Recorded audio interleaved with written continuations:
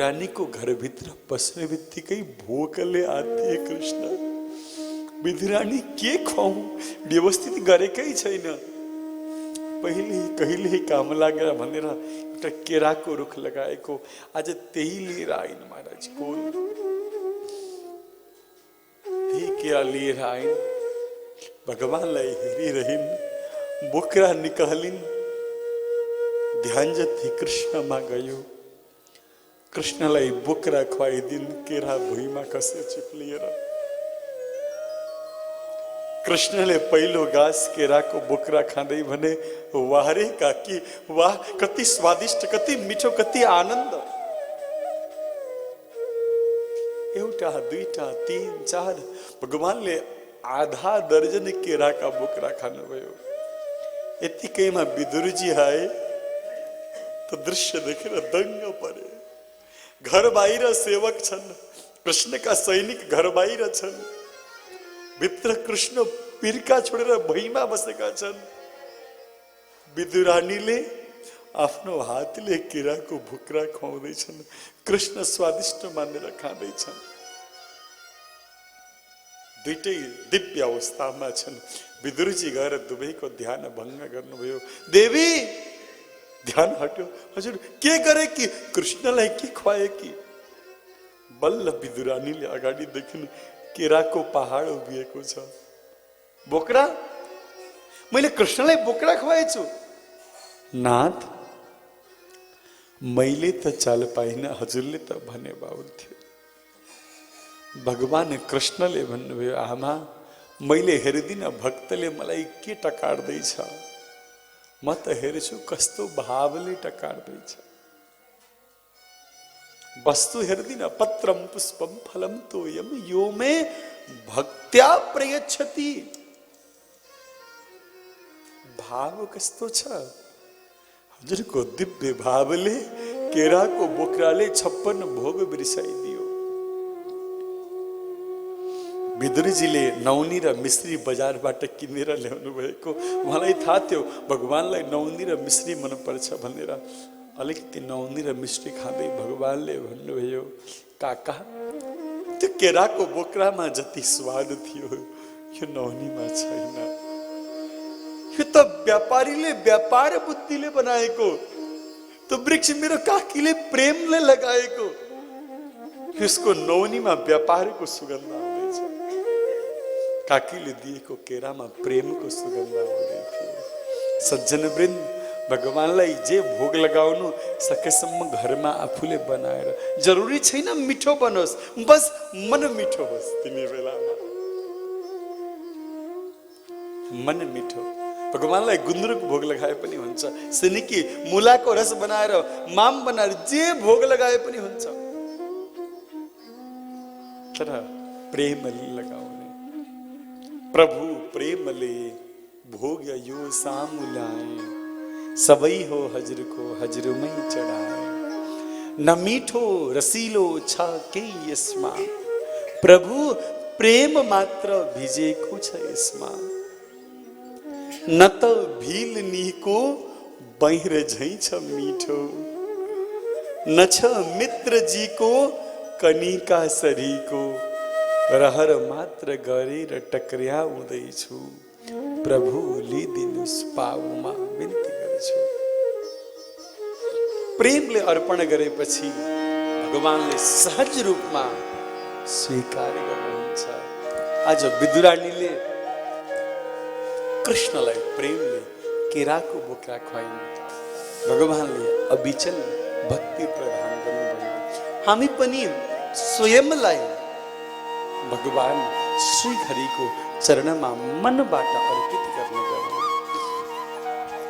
अब अर्पण गर्दछु जीवन को सब भार प्रभु को पाऊ महा अब अर्पण गर्दछु जीवन को सब भार प्रभु को पाओ महा या जीत हवस या हार हार हवस गरी निश्चय सुम्पे पाओ महा या जीत हवस या हार हवस या जीत हवस या हार हवस गरि निश्चय सुम्पे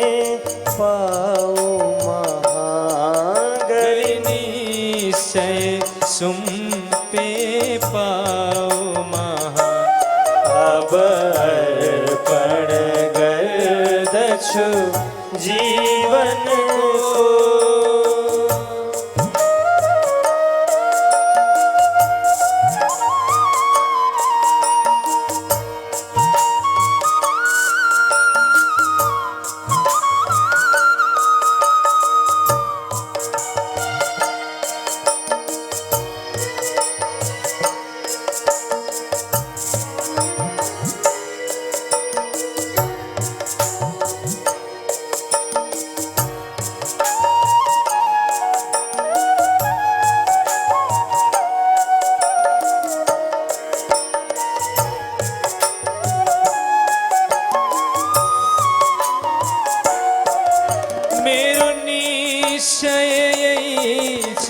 अटल मनमा मेरो निश्चय यही छ अटल मनमा एक दिन प्रभुलाई पाउँदछु एक दिन प्रभुलाई पाउँदछु परिवारहरूको आसनली परिवारहरूको आसनली अब प्रेम लगाउँछु पाऊ महा अब प्रेम लगाउँछु पाऊ महा अब अर्पण गर्दछु जीवन को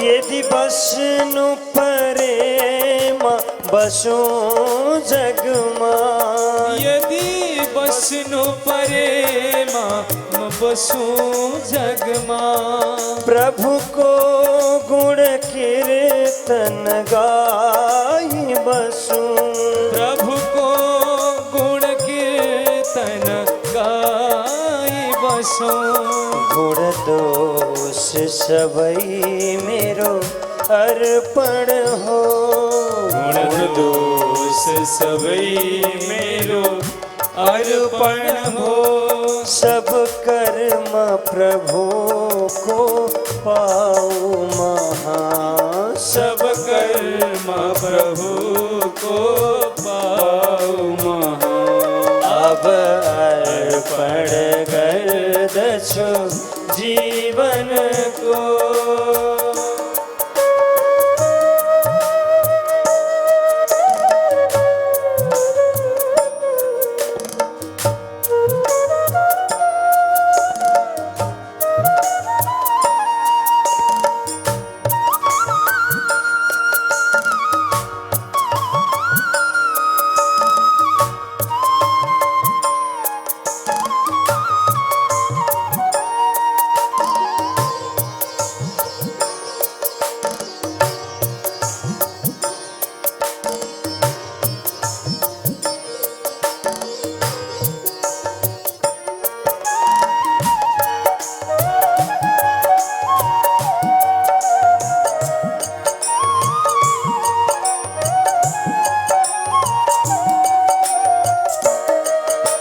यदि जन्म भयेमा जेम बनो, यदि जन्म भये माँ जो म बनो, प्रभु को चरण को दास बनो, प्रभु को चरण को दास बनो, प्रभु नाम कथा सुनी बसी रहो, प्रभु नाम कथा सुनी बसी रहूं, हरदम प्रभु को पाओ महा, हरदम प्रभु को पाओ महा।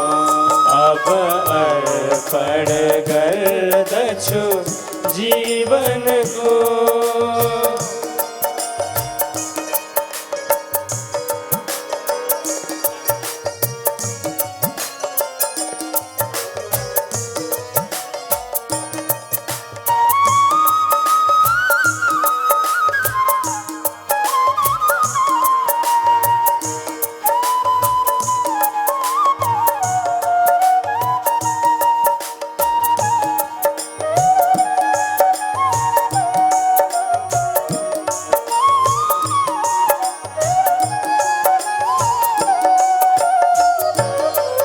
जब सम्म बस दछु यस जग मां, जब सम्मा बस दछु यस जग मां, केहि आसन लीखन कर्म गरौं, केहि आसन लीकन कर्म गरो, श्री कृष्ण शरण भनी प्राण छुटो, श्री कृष्ण शरण भनी प्राण छुटो, श्री कृष्ण प्रभु को पाओ महा, श्री कृष्ण प्रभु को पाओ महा।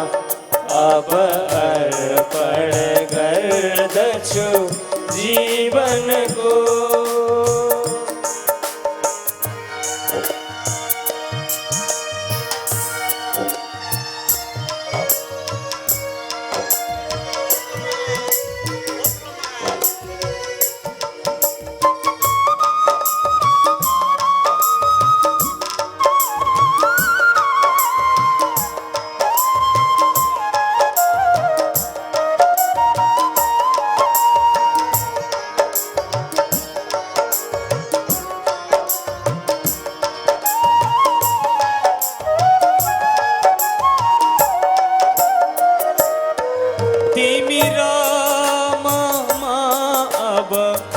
भेद छयो, तिमी मार ममा भेद छयो, महु जीव तिमी परमेश्वर हो, महु जीव तिमी परमेश्वर हो, महु मिथ्या तिमी भवमोचक हो, महु मिथ्या तिमी भव मोचक हो,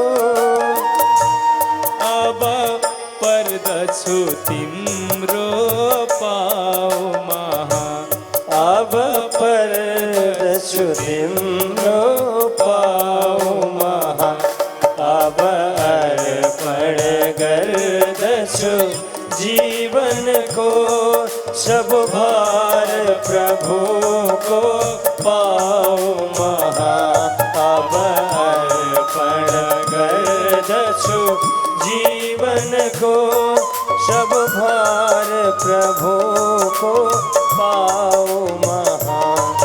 या जीत हवश्या हार हो, या जीत हवश्या हार हो, गरि निश्चय सुम पे पाओ महा, गरि निश्चय सुम पे पाओ महा, अब अर्पण सब अर्पण गर्दछु जीवन को।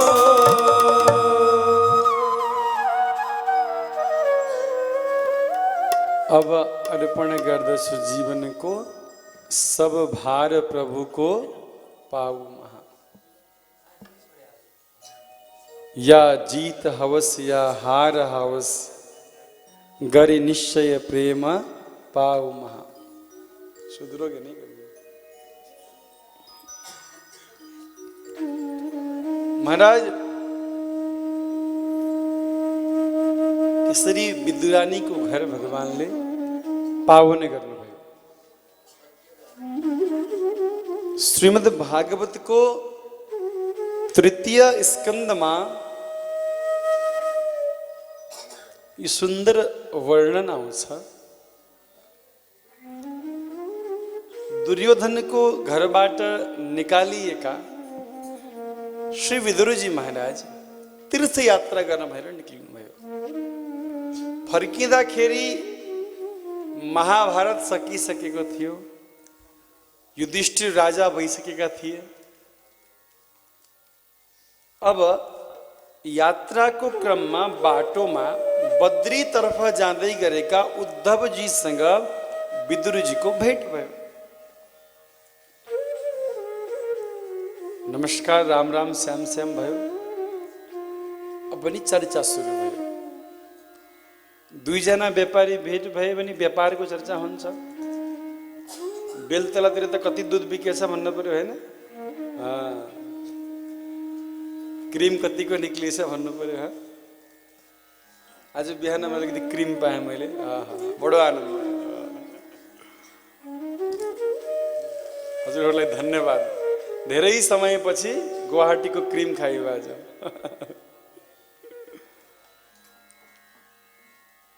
त महाराज जुवाडी भेट भयो भने जुवाको चर्चा हुन्छ, खेलाडी भेट भयो भने खेलको चर्चा हुन्छ, दुईजना भक्त भेट भयो भने भगवानको चर्चा हुन्छ। उद्धवजी पनि भक्त, विदुरजी पनि भक्त। विदुरजीले प्रश्न गर्नुभयो, भगवान कुशल मङ्गल हुनुहुन्छ, बडो कृपा गर्नुभएको थियो, हामी दुवैजना बडा आनन्दित भएका थियौँ। उद्धवजीको आँखाबाट बरबरा आँसु झरे। बाल लीला गरेर यशोदालाई आनन्द प्रदान गर्ने विदुरजी पाण्डवहरूलाई त प्राण गर्नुहुन्थ्यो प्रभुले। आफ्नी फुपूका सन्तान भएर हुन् कि पाण्डवहरू पनि बडा प्रिय थिए र प्रेम गर्थे भगवानलाई। अग्र पूजामा राखेका थिए। द्रौपदीको त नाम नै कृष्ण। यति प्रेम हामी सबैलाई झुक्क्याएर परब्रह्म परमेश्वरले सामान्य मान्छे जस्तो लीला गरेर श्रीकृष्ण त परम धाम गइसक्नु भयो। विदुरजी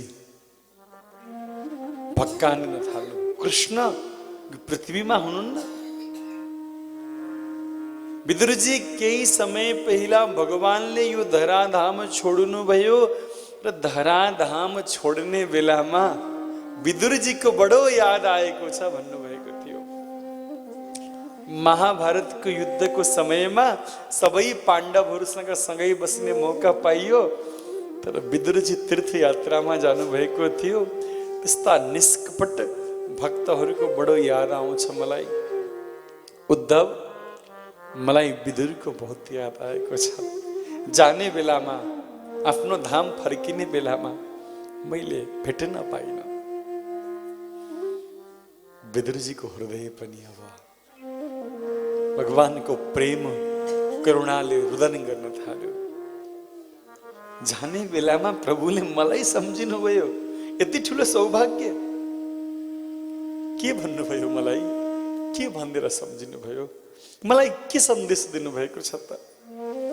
उद्धवजीले भन्नुभयो, त्यो सन्देश सुनाउन मैत्रीय मुनिलाई आदेश दिनुभएको छ प्रभुले। जब म त्यहाँ सुन्दै थिएँ मैत्रीय मुनि पनि सँगै हुनुहुन्थ्यो। भगवानले मैत्रीय मुनिलाई भन्नुभयो विदुरजीलाई यो कुरा हजुरले बताउनु।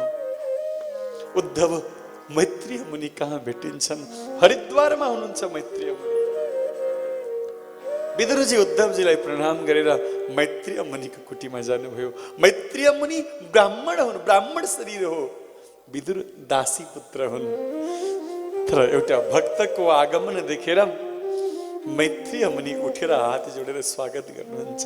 हे भक्त श्रेष्ठ विदुरजी महाराज, यो मुनिको कुटीमा हजुरलाई स्वागत छ। जसले केवल भगवत चिन्तनका विषयहरूलाई मनन गर्छ त्यो मुनि हो। जात पात पूछे नहीं को, हरि को भजे सो हरि को ही हो। महाराज भक्तिमा जाति पाति हुँदैन। भगवानलाई पाउन श्रेष्ठ ब्राह्मण जाति चाहिँदैन। एकजना भक्तले मलाई सोधे महाराजजी भगवानलाई पाउन क्वालिफिकेसन के हो? सबैको क्वालिफिकेसन चाहिन्छ आजकल। कहीँ व्यापार गर्न क्वालिफिकेसन चाहिन्छ, कहीँ काम गर्न क्वालिफिकेसन चाहिन्छ, प्रमाणपत्र चाहियो नि। म यो विषयको ज्ञाता छु, मलाई यो विषय आउँछ। त भगवत प्राप्तिको लागि क्वालिफाइड हुनु छ भने के क्वालिफिकेसन हो? हजुरको मनमा पनि त जिज्ञासा होला। साँच्चै भगवानलाई पाउने कुरा त पण्डितजीहरूले गर्नुहुन्छ, ब्राह्मणहरूले गर्नुहुन्छ, तर के क्वालिफाइड गर्नु पर्यो त? शास्त्रकारहरूले भन्छन् भगवानलाई पाउन भाव चाहिन्छ। कसैले भन्यो होइन होइन, भगवानलाई पाउन त ज्ञानी हुनुपर्छ होला। शास्त्रकारले भने भगवानलाई त ती भीलहरूले पनि पाएका थिए जो जङ्गलमा बस्थे, उनीहरूलाई ज्ञानको ज्ञ पनि आउँथेन। व्याधस्य चरणम ध्रुवश्च च वयो विद्या गजेन्द्रस्य का जाति विदुरस्य यादवपते रुग्रस्य किम पौरुषम कुब्जाया किम तत्र रूपमधिकम किम तत् सुदाम्नो धनम भक्त्या तुष्यति केवलम न च गुणै भक्ति प्रियो माधव। ती व्याधाहरू जसले रामजीको सहयोग गरे, गंगा पार गर्नमा रामजीलाई कुटी बनाइदिए, कुशको छानो लगाइदिए, भगवत प्राप्ति गरे, भगवानको कार्यमा सहयोग गरे, के ती विद्वान थिए? थिएनन्। ब्राह्मण थिए? थिएनन्। भगवत प्राप्ति भयो? होइन होइन, भगवानलाई पाउन त बुढो हुनुपर्छ। हामीहरूको सोच छाप छ। पूजा पाठ भनेको त बुढेसकालमा गर्ने कुरा। तीर्थव्रत बुढेसकालमा के तीर्थव्रत? घोडालाई हिँड भने हिँड्दैन, शरीरलाई बस भने बस्दैन, पेटलाई पचा भने पचाउँदैन। के को बुढेसकालमा तीर्थव्रत हुन्छ? जवानीमा तीर्थव्रत। महाराज उमेर ठुलो चाहिन्छ। ध्रुवश्च च वयो, भगवानलाई पाउँदा ध्रुवको आयु कति थियो? बोले 5 वर्ष। उमेर पनि चाहिँदैन। पढे लेखेको डिग्री होल्डर हुनुपर्छ कि पीएचडी गरेको, एमए मास्टर एमफिल केही त गरेको हुनुपर्छ होला। कुन विषयबाट गर्ने हो? बोले विद्या गजेन्द्रस्य का। त्यो हात्तीले हरि भन्ने बित्तिकै जुन भगवान आउनुभयो, त्यो हात्तीले के पढेको थियो र? के डिग्री थियो उसँग? आर्त पुकारमा भगवान प्रकट हुनुभयो।